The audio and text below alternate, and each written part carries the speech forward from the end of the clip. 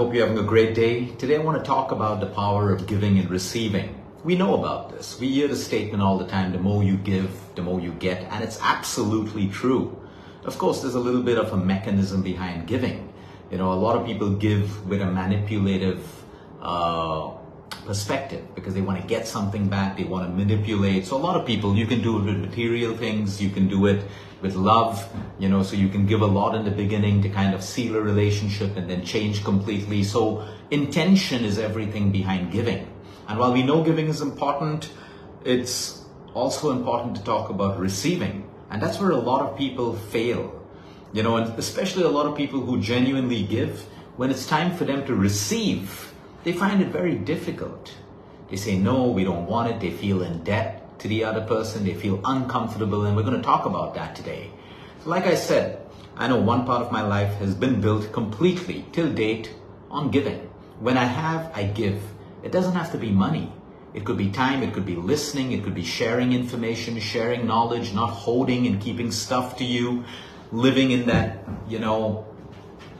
that mindset of lack that, hey, if I share too much, everyone's going to copy. I'm not going to have a business. No, there are certain energies that you share because it is available for sharing. You should never forget that what you know today was also shared by someone else. So you need to keep that cycle going. You need to keep that energy flowing. It's the same thing with love.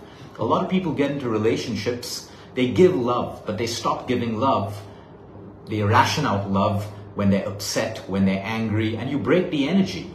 You think you're punishing the other person. You may be punishing the other person, but you're mainly punishing yourself. You see, energy needs the flow, like money. There are a lot of people who just hoard their wealth. They keep holding it and holding it. They become stingy. They're misers. They don't keep that energy flowing, and they stop receiving. It's so important for us to understand that energies have to flow. If you have something, give it, share it, use it. Of course, put your boundaries, put everything in place. You don't want to go on giving, someone who's ungrateful, someone who takes advantage of you. Sometimes life has to teach us when to stop giving and to whom to stop giving. There are a lot of other people that we can give. So giving is important, like all of you know. It's intention behind that. When you give, are you giving with expectation back? It's not really giving. Okay, like you go to a shop. Okay, the shopkeeper gives you a product that you've paid money. Okay, it's not really giving. There's a transaction involved. An expectation for money, an expectation for the product. That's absolutely okay. I'm talking about selfless giving. When you really want to feel that warmth in your heart, that power that comes with giving, it needs to be selfless. It needs to be really because the other person's going to be happy, not about your happiness. Now, sometimes this can't be purely selfless. Like you may plant a couple of seeds of giving today, hoping that at some point in life it may come back. That's still okay. But the intention is the other person should be happy. The other person there should be some value added to their life through that giving. It can't be only manipulative. Now let's talk about receiving. They both go hand in hand. Everything is dark, light, good, bad, yin, yang. That's how life works, whether you like it or not. Receiving is also extremely important to keep the cycle going. Why should you not receive? Why do we get uncomfortable? Sometimes, of course, people give and then, you don't want to receive it because these people take advantage of you, and then they'll go on and ask you for 10 other things. You got to be careful of those kind of people who are always looking. They'll become your friends because probably you have access to something and they actually want that, but they don't want you. It's common in college. You want to be friends with the person who has the car because you're going to get a free ride everywhere. I'm just giving you simple examples. The point is, receiving is a powerful energy. When you learn to receive, you can also feel powerful. If someone is giving you something genuinely, receive it. What are you giving back? Grace, acceptance.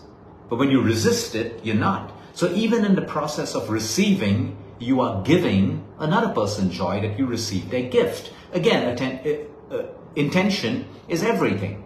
It is so important for us. A lot of people find it difficult to take compliments, difficult to take appreciation. They don't want to hear it.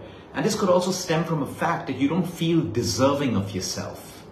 A lot of us don't go on receiving in life because we don't feel deserving. How could this person give this to me? How could this person love me?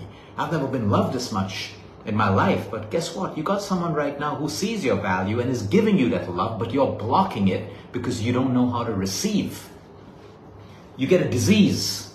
You get a disease, and immediately you block your mind to all possible healings. All possible healings. But other people have received healing. Why can't that person be you? Why do you allow fear to come in between receiving? Or you don't want to be disappointed. Let me not receive this right now because maybe I'll be disappointed later. But you don't know what could happen later. So you see, giving and receiving go together. Even if it's with your health, there's nothing wrong with receiving support when you're sick. Receiving the best advice when you may not take the advice, but receive it because someone caring is giving it to you. You don't have to put everything down. You get a gift from someone, embrace it. Feel grateful for it. Receive it.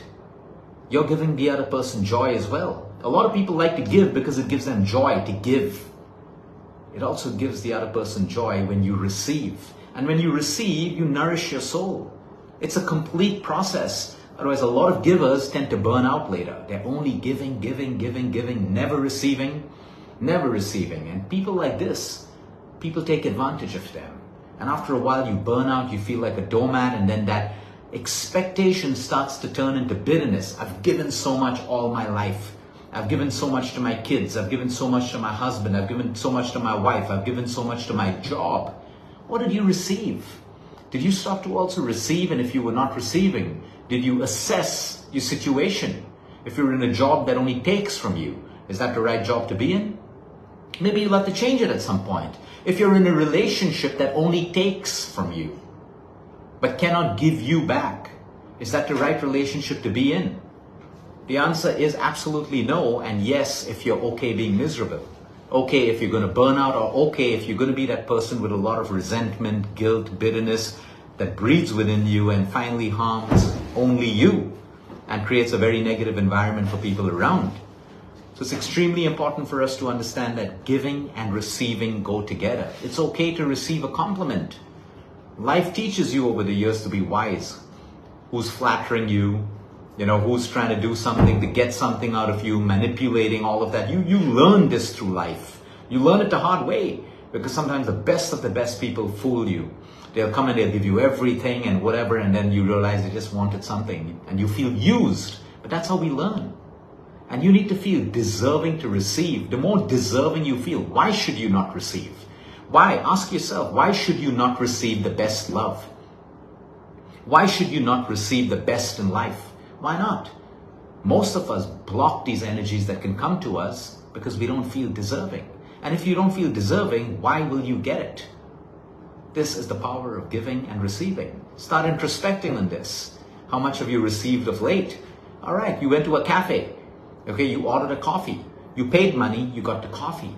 Now you can receive the experience, the coffee, the moment, enjoy it. It's not a transaction. There was a transaction. Now it's an experience. And these experiences and little moments in life is what fulfills us at the end of the day. The small things in life, the small moments in life fulfill us. And that includes giving and receiving. Have a great day, everyone. Until next time, eat smart, move more, sleep right, breathe deep. And remember, you care is all about you.